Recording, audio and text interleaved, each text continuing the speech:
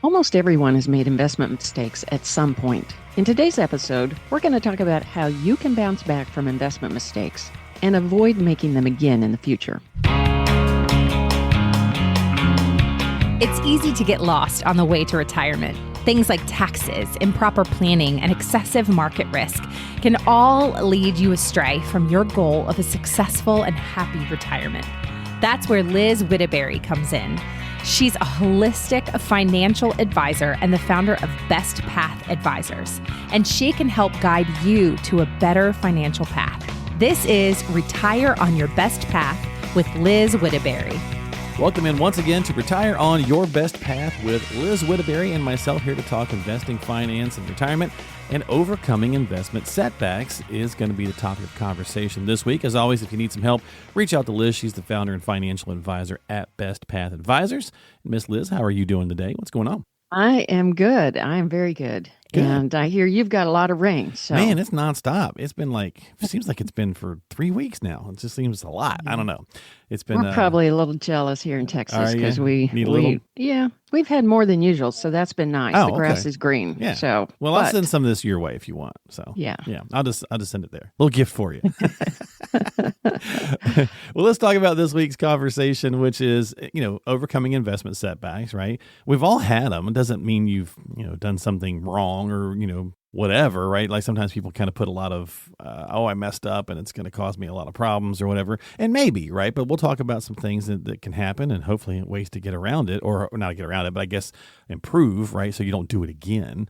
So I guess the first place is what? Just kind of determining what got you there, how you kind of made the boo-boo in the first place? Now, why did it happen? Yeah. Besides bad luck, and that can happen, bad luck does happen to all of us.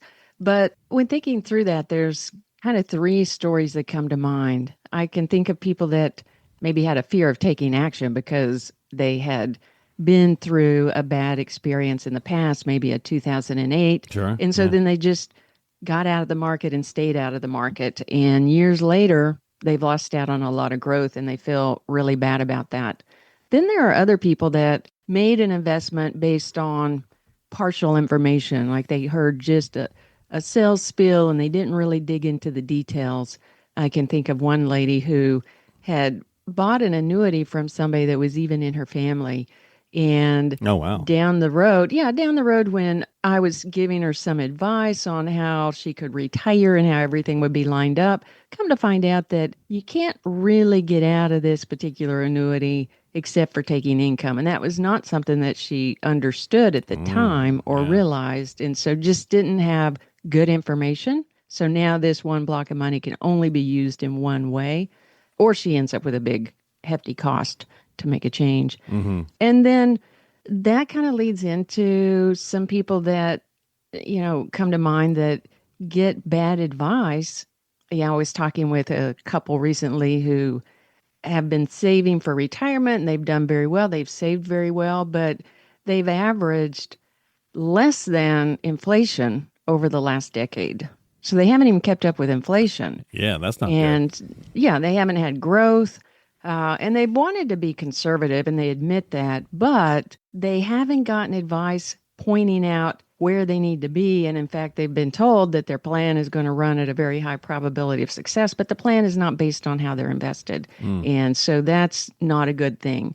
And so in all of those, whatever the cause, you've got to think about what is driving those decisions and how can I make better decisions for my future. Right. Yeah, no, for sure. And, definitely to your point, a lot of times the stories are out there of the oversold annuities, oversold and underexplained, right? Not that they're a bad item, but you need to understand. They just have to be the right fit. Right, the right fit and be properly explained. And then, of course, just fully explained. Yeah, yes. Yeah, getting advice from the wrong people certainly bites us in different ways all throughout life. So, okay, so you determine a cause. That's step 1, right? So if we're trying to overcome investment setbacks, that's, again, the theme here. So then next we want to, if we've stumbled, we need to, probably start saving more, kind of get back into the building up the nest egg kind of thing? I say that would definitely work if you've got time to save. Okay. I certainly work with a lot of people that are right at retirement or already retired. But if you're somebody that has some years ahead of you, then you can start looking at how you can save more maybe you're going to have the mortgage paid off and the cars are going to be paid off now. And you're going to, your kids are already through college. And so you've got some more free cash flow that you can use to put towards retirement. And a lot of people do that, whether feel like they've made any investment mistakes or not. This is a time where you start Sure. really Yeah. saving. Yeah. So if you've got that time, then yeah, definitely that is a good thing to do. If you don't have the time, then you've got to step back and think about, how does this really impact retirement? Does it Hmm. impact it a lot or does it not? Yeah. So then you need to recalibrate your goals, right? So I guess that'd be kind of Right. the third step, right? So can you offset those mistakes by doing what? If you haven't retired, maybe you work another year or two. Maybe you work a little bit longer because, as we've talked about in the past, each year you work really becomes 2 years to your retirement plan because it's a year that you have money coming in and you're not pulling anything from the Right. savings. So you're actually adding to the savings. So it ends up adding a couple of years to the longevity of your plan. Yeah, which is a great way of looking Um, at that. Nice little benefit there. Yeah. yeah, absolutely. And then you could also just step back and say, maybe I need to rethink some of my lifestyle choices. Maybe I want to really go ahead and downsize because I was thinking about it and that would help me bring everything in line. Mm-hmm. Or maybe I need to not do some of the bigger ticket things right away that I'd wanted to do and just let my portfolio have some time to catch up to where it needs to be to carry me all the way through. And just think through, where do you have some levers that you can pull? Okay. Yep. Changing the Yeah. lifestyle, right? Which I mean, most people don't want to do, right? Reducing Right. expenses. That's probably the low item on the totem pole.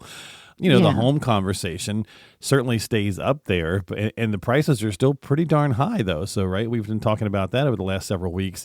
If you downsize, is it really mathematically a benefit when home prices to get a new one's going to be pretty high? So, It really depends on where you're moving. I mm-hmm. have had some families that are kind of downsizing, but they're moving from the big city to a more rural area. Okay, yeah, sure, that could help. And yeah, and because that's what they want to do, not because they need to save any money, but because they want to Right. be in that rural area.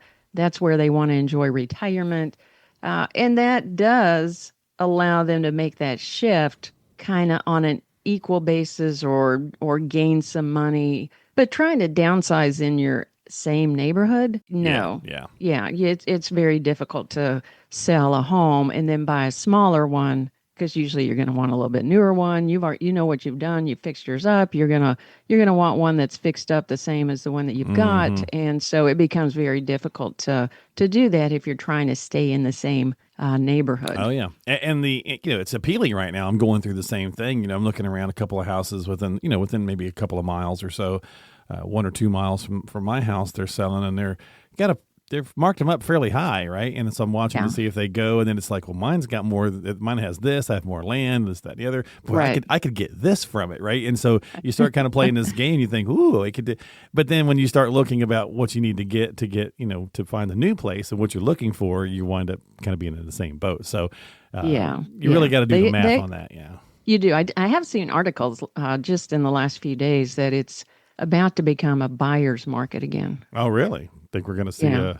a drop? Huh? Interesting. Yeah, a lot more houses on the market than too many for the buyers that are going in, just because of the economics Yeah. in place right now with rates and uncertainty and jobs and all of that. So it's Well, possibly just a little rabbit trail. maybe. Yeah. I mean, I have Yeah. seen more houses pop up in my area lately, but we'll have to watch and see how that goes. But anyway, back to our topic. I mean, that's still part of the topic, but the next step would be obviously, if you're trying to, if you've determined the cause and you're adding some more savings if you can, and you've recalibrated some goals, then it sounds like you were taking the steps to get a real plan in place. So just follow through with that, right? Make sure that you do have that strategy and plan, because hopefully that'll help you from stepping into it again.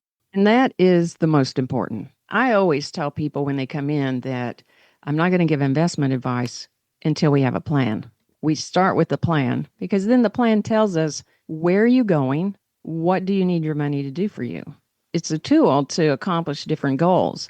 And if you're going to need it in the short term, that's going to be invested very different than if it's something for long term. And the only way for me to know how to line that money up with what you need is to know what do you really need? And that's where the plan comes in. And so that to me is the most important part of getting a good investment plan. You start with a good financial plan that tells you when are you retiring, what's your cash flow, what are your cash flow needs, and how much risk do you need to take, how much risk do you want to take, and what investments will then achieve exactly what you want it to do. Yeah. I had a couple that came in a long time ago, some years ago, and they were looking to retire, and they didn't know if they could retire. And they did have a few investments that they had made with their previous advisor that were basically locked up. There were some real estate investment trusts that weren't going public, there wasn't any ability to have any liquidity in those accounts. Gotcha. And they had too much of that. Like they were way overweighted in that one type of investment. So we looked at the plan, ran the plan, looked at all of the income that was going to come in and what would be done with the 401k money, and determined that they could go ahead and retire. It didn't prevent them from retiring. We did have to build into the plan that there would be this piece that didn't have liquidity, and we didn't know when it would have liquidity. But we were able to look at the plan and determine they could retire now and determine what they needed to do to make sure that the rest of the portfolio really carried them through and covered all of their needs going into retirement. That's very nice. And I think, Liz, sometimes people feel like they've made a mistake or they've done something that's caused them a setback, and maybe they really didn't, right? I mean, I think a lot of times people we have stuff, and maybe, it's anything in life, you've had some ups and downs in the market or this, that, or the other. And a lot of times we just have a collection of these things, and then we go, I think we have enough, but I don't know. And I don't know if we've made any mistakes along the way. And that's where, to your point, coming in and sitting down with a professional like yourself is helpful, because then you can kind of look through it and go, no, you guys didn't make any mistakes. You've had a couple little downturns here and there with the different things going on in the world and in your life, but you're in pretty good shape. And I think more times than not, people just don't realize that that's where they're at, right? They're in better shape than they often realize. Yeah, exactly. And it's really nice to know that you're in better shape than you thought. Heck yeah. Because that takes a whole weight off of, I could see the weight come off of their shoulders. Yeah. Knowing that they were going to be just fine, even if these other investments never became liquid. And you can look back and say, yeah, I wish I would have done something different. Well, you made the best decision at the time based on the information you had. That's why we're talking about how can you make better decisions in the future. But in their situation, they are going to be perfectly fine, 100% fine. And a lot of other people are as well. And being able to see that is very, very, very freeing. Yeah, that's a great point, right?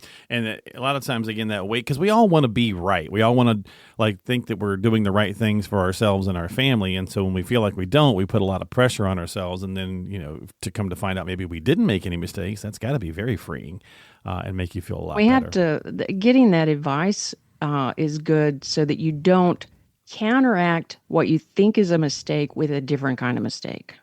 Great point. Yeah, definitely. Well, how do you do that, right? Well, again, we talked about some of the ways, some basic steps there you can take, but obviously at the end of the day, you need to sit down with someone who does this day in and day out, who's used to looking at the numbers and used to looking at things and knows the different options we can also look at to maybe fix mistakes if we did make them. So get yourself some time onto the calendar, chat with Liz. Go to bestpathadvisors.com. That's bestpathadvisors.com to get yourself some time on the calendar and check out all the other stuff she's got on her website. A lot of good tools, tips, and resources. You can subscribe to the podcast. You can check out our YouTube channel and subscribe to that as well. So lots of good stuff there to check out. And Liz, all that stuff's designed to help you retire on your best path, right? Is what we want. We want people to retire on your best path. I always love when you say that. Good stuff. All right, folks. Well, thanks for hanging out with us this week. We always appreciate it. Have yourself a good week or two. We'll see you next time here on the podcast. Again, don't forget to subscribe to us on Apple or Spotify or whatever podcasting platform app you enjoy using. We'll see you next time here on Retire on Your Best Path with Liz Whittaberry.